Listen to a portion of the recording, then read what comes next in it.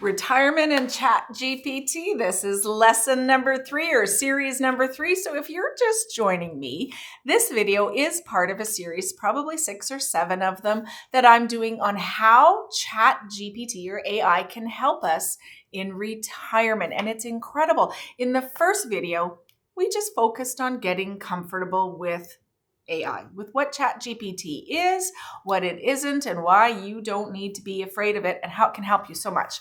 The second video, we got right into it. We all talked about money, budgeting, financial confidence, all without any of the complicated tech words and tech stuff. Today, part 3, we're talking about one of the best parts of retirement, travel and adventure. If you haven't watched at least the very first one on getting comfortable and you've never used chat before, I'd recommend you start there. I'll put the links down below. But either way, let's keep going. I'm Maureen Dobransky. This is Life Starts at Retirement. I produce a retirement lifestyle video once a week. Now, as I mentioned, today we're talking about one of the best parts of retirement, travel and adventure. So for many of us, retirement comes with a list of places that we've always wanted to see. And at the same time, it comes with a list of worries. The big one, will it be too expensive? Will I enjoy it as much? Can I still travel that far? Where can I stay? How can I get there? So many questions. Travel in retirement isn't about rushing anymore. It's about traveling well.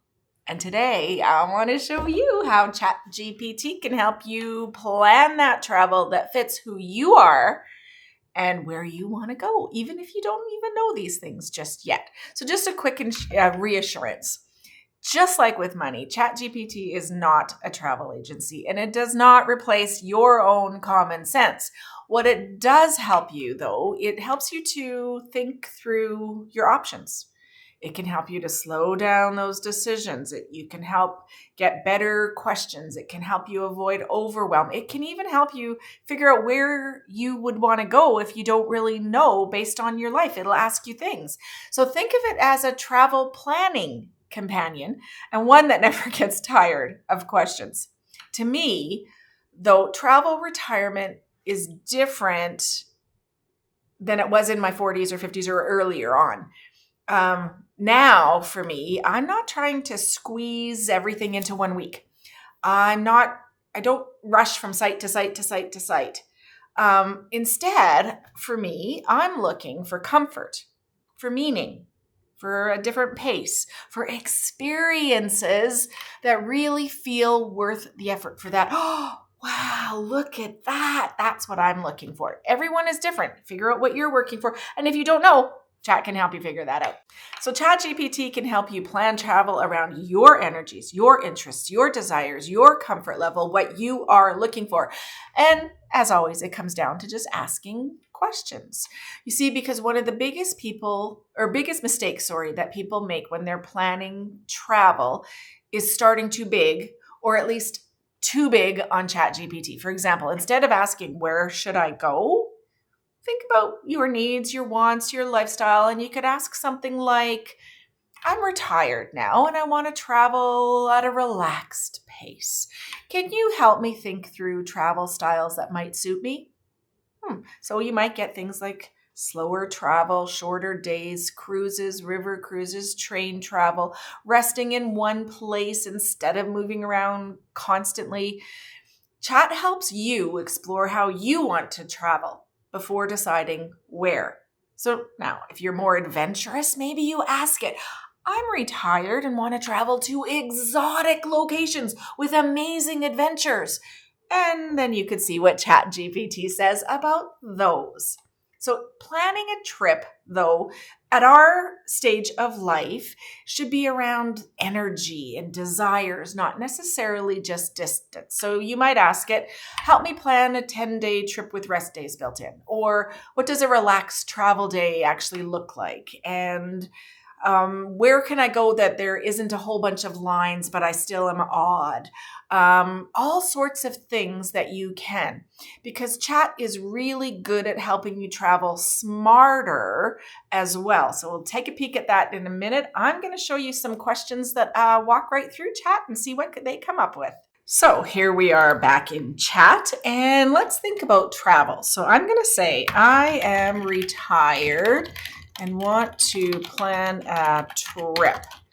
I love adventure, beaches, and warm days, but I don't like long lines. Can you recommend some places to go? I don't know. Let's see what it says. Adventure, beaches, warm weather, no lines. Okay, so, southern Belize. And then why it's perfect, why there are no lines. Costa Rica, the Osa Peninsula, why it's special, why there are no lines. Mexico, away from the resorts. So it gives me some places to think of.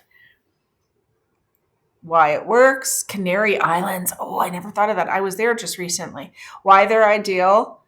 Best islands for fewer crowds. Nicaragua. Why it's underrated. Best time to go. May, early June or September. You'll get warm weather, low prices, fewer people, shorter lines. How to avoid lines anywhere. So here's some tips for that. And if you want the top 3 that chat has said, top 3 picks, here they are. And then it says, as always, it gives you some prompts, and it says, so if you like, I can narrow this down to one perfect destination, build a relaxed 10 to 14 day itinerary, recommend the best months to go, help you plan it on a budget. Just tell me a rough budget, how long you want to go, an easy adventure or more remote, and it'll help me plan. So I'm not yet sold on this, so I'm not going to answer any of those questions, but I do have another question. I have heard that Spain has some amazing beaches and is warm. Can you recommend some places in Spain? Let's see. You heard right. Spain has some truly beautiful beaches. Costa del Sol in southern Spain. It's best for warmth, easy travel, relaxed beach life, what to look for, towns to look at, why it works. Costa Brava near Barcelona, much quieter than Barcelona. It's very busy there. Balearic Islands. Ooh, love that. Okay. Oh, Canary Islands again. Yes. Best time to go is May, June, September. Avoid July and August. It's hot and crowded and expensive. Top 3 picks based on ease and beauty. And then again, it gives you the tips. And so I'm still not quite sure. I'm going to say which one would be the most budget friendly.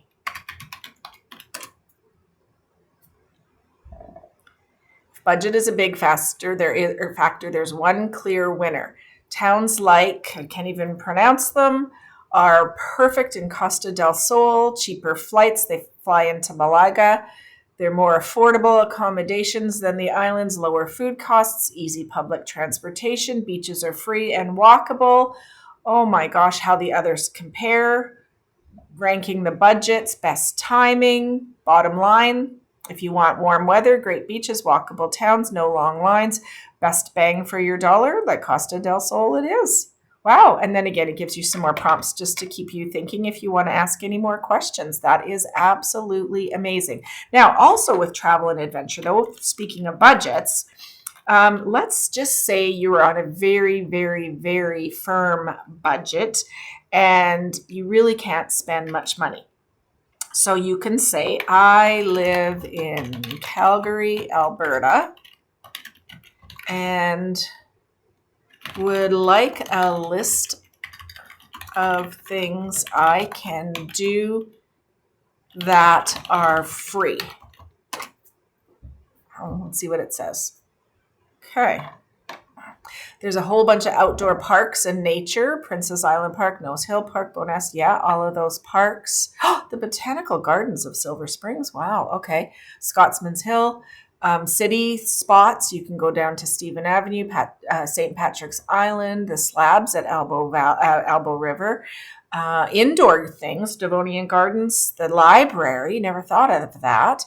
Cultural events, there's walking tours, festivals, community events, the Lilac Festival, wildlife. You can go to Inglewood Bird Sanctuary, the Glenmore Reservoir. Tips to make these things even better: pack a picnic lunch, make a day of it. That's budget friendly. Go early in the morning or evening to avoid crowds. Check your local community bulletin boards or Eventbrite maybe for local events. Bring binoculars for bird watching and nature spotting. And here's a map. Oh my goodness. So planning anything from the biggest, wildest, craziest vacation to budget-friendly, free things, to even figuring out where you want to go. You can just say to it, like I said, I love beaches. Give me some ideas. Or I love climbing mountains, and whatever it is that you want, ask ChatGPT, especially for travel and vacation. It's so much fun, and you can have a great time and have some fun doing it. Now back to the video.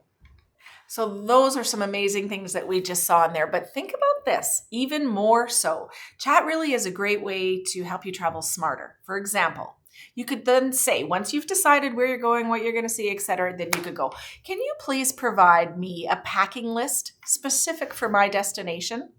Holy cow. You could say something like, I'd like to really understand their cultural expectations of where I'm going. What can I expect? Okay, then you can also say, okay, provide for me the top 5 attractions and what's okay maybe to skip.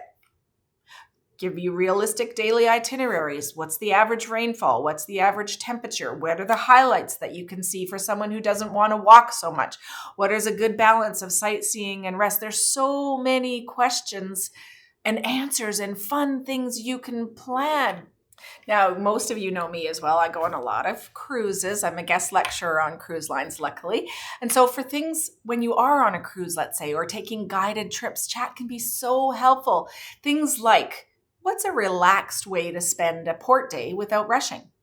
Or something like, can you please provide me with a layout of the cruise ship?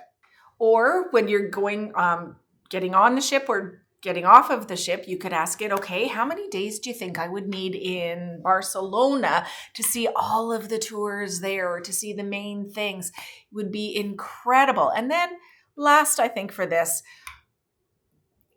chat really gives you confidence when you're traveling. So again, to learn local customs, to even learn some phrases. If it provides you with a phrase, then you can say, I don't know how to say that. Go, can you please let me know how to pronounce this? It tells you how you can pronounce it. It could talk to you about safety considerations, how to prepare for unexpected changes. Knowing ahead of time what's normal in this location, what's polite to do, what to expect, how to notify the police if you need anything. It really helps you to do something. And then again, some little phrases. You could say, how do I say hello? Where is the washroom? Or how do I get a beer?